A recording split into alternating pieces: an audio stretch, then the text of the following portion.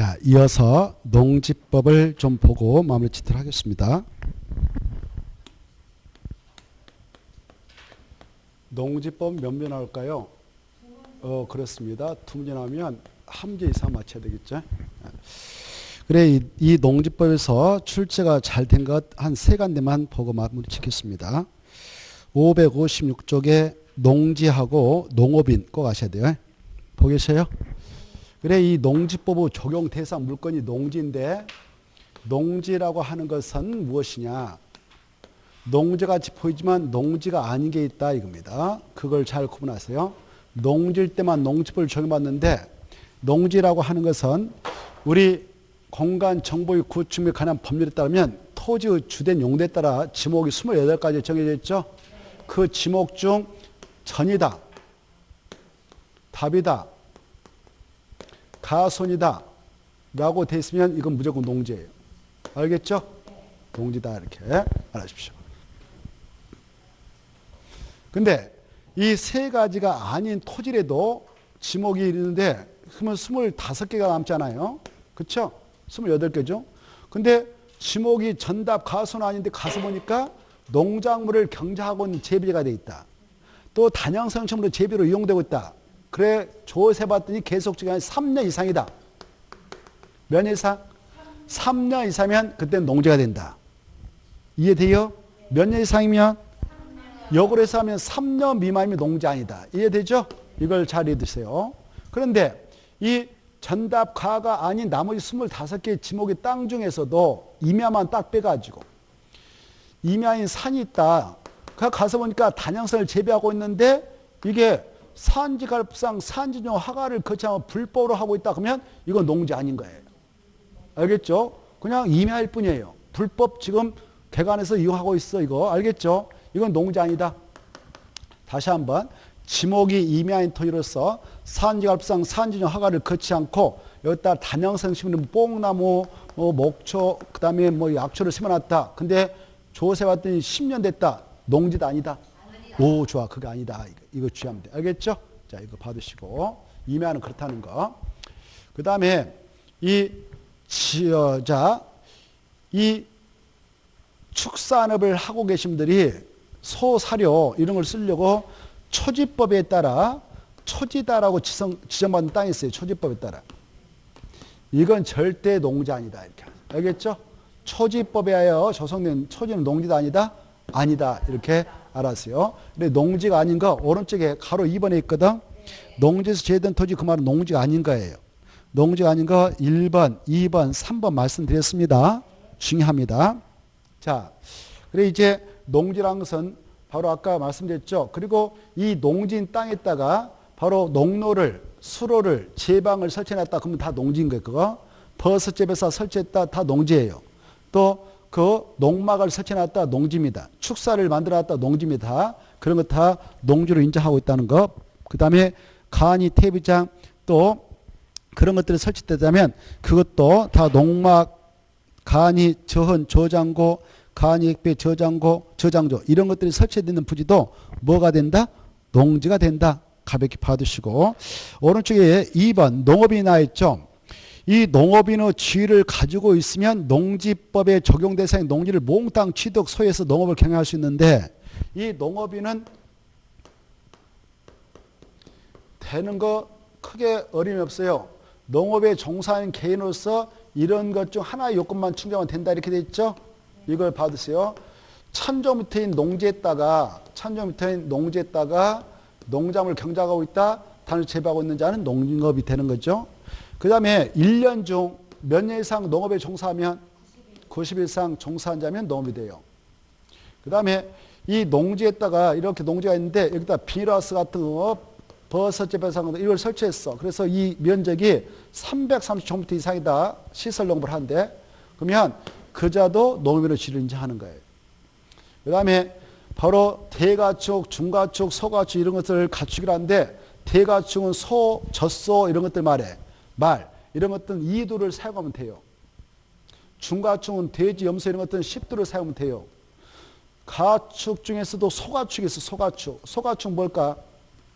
토끼 같은 거, 콩 많은 거 이런 것들은 100두를 사용하면 돼요.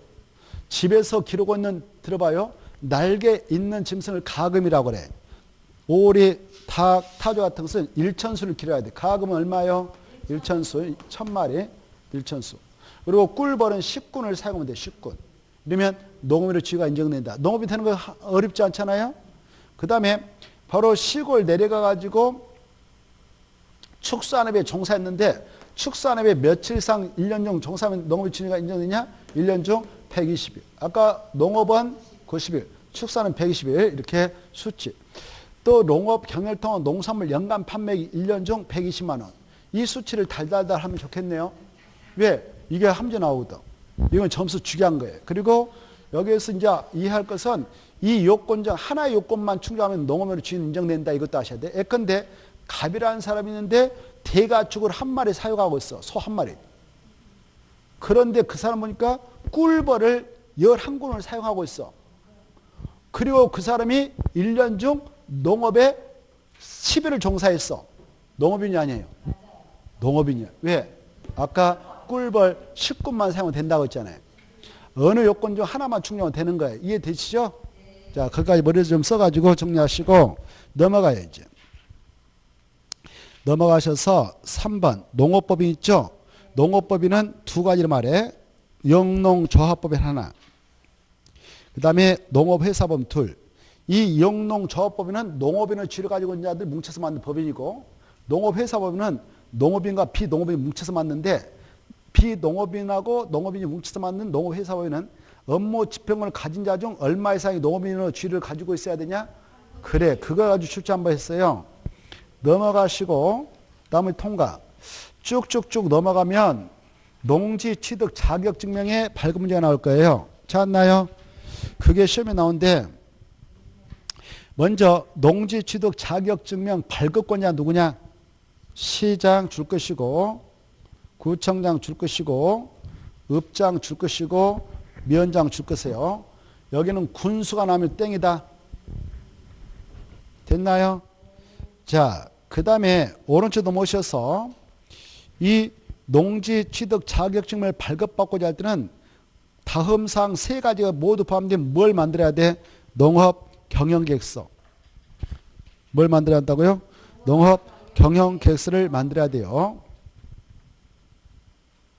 이 농업 경영계획서를 만들 때는 어떤 사항을 꼭 적어야 되냐? 취득 대상 농지 면적. 그리고 취득 대상 농지에서 농업 경영을 하게 될 때 필요한 노동력, 농업기계, 장비, 시설 확보 방안. 농지 소유한 상태에서 또 다른 농지 취득할 때는 소유농 이용실 세 가지를 적어서 내야 돼요. 알겠죠? 이걸 처음부터 농지 취득 자격증명 발급권자에게 제출합니다. 그러면 며칠만 기다리면 발급이 결정나냐? 4일. 그것다 써놔.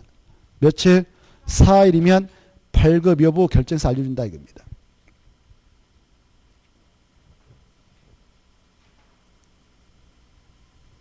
그런데 2번 봐봐요. 다음 6가지는요. 농업 경영서를 작성하지 않고 농지 취득 자격증명을 발급 신청합니다. 그중에 학교 등이 특히 2번 중에 주말 겸용농을 하고자 할 때 보고 계세요? 그리고 농지허가 신고를 마쳐서 그 농지 취득할 때 그거 받으십시오. 이 세 가지는 농지 취득 자격증명 발급 받아야 한다, 받지 않는다? 받아야 돼. 농지 취득하려면 농지증 발급신청 발급받아 내야 돼요. 근데 무엇은 낼 필요 없다고? 농업 경영서는 작성해서 낼 필요 없어요. 알겠죠? 이럴 때는 며칠이면 답이 나오느냐? 이틀, 그따나 2일이면 발급 여부가 결정돼서 나옵니다. 넘어가시고 가로 3번. 만약 발급받았다면 그거 뭐 하는 데 쓰냐? 가로 3번 답이 나오죠. 발급받아서 농지를 취득한 자가 소유권 등기 신청할 때 처음부터 내야 돼요. 뭐 할 때게? 소유권 등기 신청할 때. 이거 안 내면 등기소장이 등기 안 해줘 버려요. 알겠죠? 자, 그 정도 흐름을 받으시고 나머지 통과하고 오른쪽에 2번 봐봐요. 농지 위탁경영.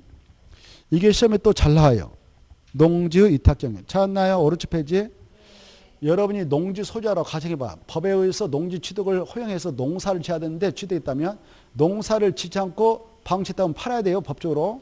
근데 일정한 사유가 있어가지고 농사를 지을 수 없다. 그러면 그 남한테 품삯 주고 바로 노동력 값 주고 야 네가 좀 맡아서 농사 좀 져주라 이렇게 할 수 있어. 이걸 위탁경이라고 그래. 뭐란다고요? 위탁경이요. 원래 위탁경은 할 수가 없어. 자기 농지수자가 자경해서 농사져야 됩니다. 그런데 불가피한 사유가 있어 맡길 수밖에 없다. 그러면 이때는 허용하는 거예요. 그래? 어떨 때 허용하냐? 지금 농지 소유자가요 병역법에 걸려가지고 징집 소집당해서 군대 와라 갔어. 그러면 맡기고 가도 된다 그 말입니다. 2번 몇 개월 이상 국외 여행 중이면 3개월. 이게 잘 나와. 국내예요 국외예요? 그래 그거 꼭 아시고 농업법인 청산 중일 때 청산했다 줄 거예요. 소송이 아니라 청산 중일 때. 4번 농지수가 질병 걸렸다 취약 선거로 공직에 침입했다 그럴 때도 작용할 수 없으면 맡겨도 돼요. 기여 부상당해서 몇 개월 이상 치료를 요할 때도 3월 이상 잘 나와요. 이 농지수가 죄져가지고 교도소 끌려갔다 구치소 보호하면서 수용조했다 그때도 맡겨도 돼요. 그 다음에 6번 농업인이 자기 노동력 부족해서 농장 일부를 위탁했다 그 정도 그럴 때도 맡겨도 됩니다. 그 다음에 나머지 통과. 자, 그 다음에 넘어가서 보시면은 한 장 넘어가 보세요. 쭉 넘어가면은 넘어가도 되고 한참 넘어갑니다. 대리 경작이 나올 거예요. 570페이지 대리 경작 찾았나요? 자, 농지 소유자가 있는데 또 농지 합법적으로 임차받아서 임차인이 되었는데 정당한 사유 없이 농사를 짓지 않고 방치해버립니다. 그러면 국가는 손실크죠. 그래서 다른 사람을 찍어서 보내게 하여 농사짓게 하는데 이걸 대리 경작자라고 그래요. 근데 대리 경작자가 지정되어서 농사를 짓게 됐다. 그러면 공짜는 아니에요. 수확량을 바로 토지 상료를 갖다 줘야 하는데 넘어가 봐요. 그 내용이 넘어가면 4번 나와요. 그것만 딱 받으세요. 대리 경작자 의무 찾았나요? 자, 대리 경작자는 대리 경작 농지에서 경작한 농작물의 수확량의 몇 퍼센트? 그래, 그 수치 기억. 100분의 10의 수확일을 기준해서 이견의 농지 소유권자 임차권자 토지상을 갖다 줘야 돼요. 몇 퍼센트 갖다 준다고요? 그래, 그러면 가을에 쌀을 10가마 수확했다 합시다. 10가마 수확했다면 10가마 몇 가마 갖다 주면 돼? 좋았어요. 그게 10%. 근데 시험에 20% 이렇게 나왔어. 그럼 틀려요. 그러면 이 대리 경작자가 쌀을 수확해서 가을에 방아 쪄가지고 딱 수확했네요. 그때 그 10가마 중 한 가마 갖다 주라고 그랬죠. 갖다 주는 시기를 법에서 규정하고 있지 않다면 그 대리 경작자가 자기가 그 다음에 해 먹을 때까지 먹어보고 여름에 벌레가 쓰니까 벌레 쓸기 전에 얼른 갖다 준다. 속 터지죠? 우리 법에서 야 수확일부터 2개월 갖다 줘 이렇게 하고 있어. 2개월. 밑에서 체크해. 몇 개월이요? 거기에 2개월 이내 바로 지급을 해야 된다. 있을걸. 100분의 10 바로 옆에 있잖아요. 못 찾았나요? 찾았죠? 그 다음 5번은 하나 보고 넘어가요. 이때 대리 경작소 여러분 시정받아서 가정해봐. 그래서 욕심부려가지고 농사 찾으려고 걸음 엄청 했어. 근데 가을에 농사 어마어마 잘 지니까 주인이 야 이제 대리 경작 끝나도록 해. 그래서 뺏어가 버리니 서글프죠. 그쵸? 그래서 우리 보면서 야 한번 대리 경작 지정되면 3년 가도록 하자 이렇게 하고 있어. 3년. 몇 년?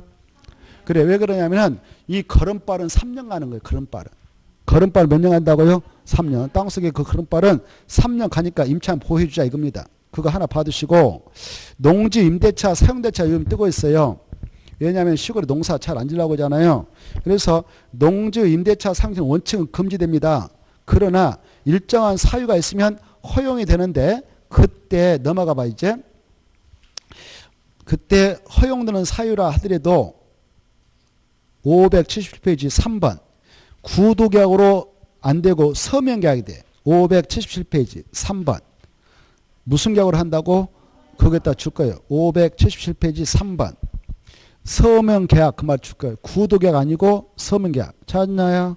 그것만 딱 받으시고 그 다음에 이제 2번 봐봐.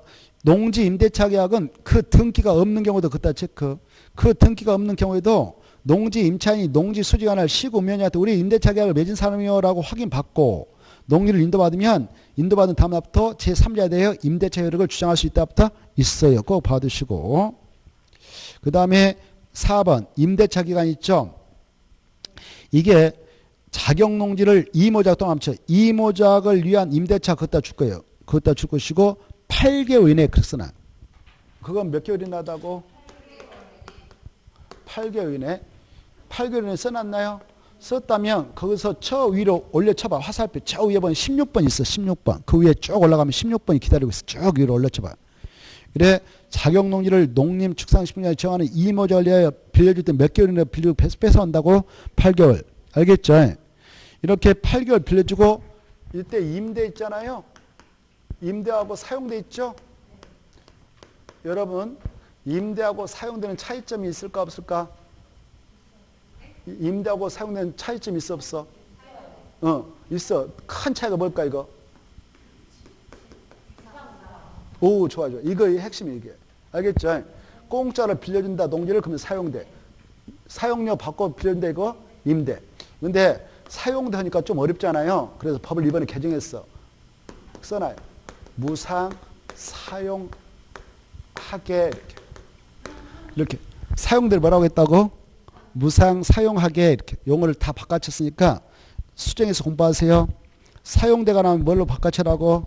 무상 사용하게 하는 경우 이렇게 되죠. 자, 이해돼요? 사용대를 뭐로 바꿔쳤다고요? 그래. 그렇게 용어를 그렇게 수정했으니까 이해하기 쉽게 법 개정했으니까 참고하시고, 그 다음에 이제 이 임대차 기간은 아까 8개월짜리 빼고 몇 년을 해라고 나요? 3년 이상. 그런데 3년 이상으로 한다 옆에다가 다년생 식물 재배시로 임대한 경우에는 5년 이상 뭐로 한다. 이번에 이거 개정했어요. 단형성 식물 재배지로 임대한 경우 몇 년 이상 한다? 5년 이상이. 그래 단형성 식물 단형성 식물 재배지로 임대한 경우는 임대차 기간을 몇 년 이상을 한다? 5년 이상을 한다. 단형성 식물이. 여러분이 나무 농지 빌려왔는데 단형성을 재배하려고 빌려와서 뭐 잔디 심다든가 뽕나무 심다든가 그럴 때는 5년 정도 보장해 주라 이렇게 했어요. 몇 년이요? 5년. 이번에 개정했습니다. 단형생 식물 재배로 임대한 경우는 임대차 기간이 몇 년 이상 보장되도록 해라. 5년 이상. 이것만 딱 봐두십시오. 나머지 통과하고 넘어가서 보면은 저기 5번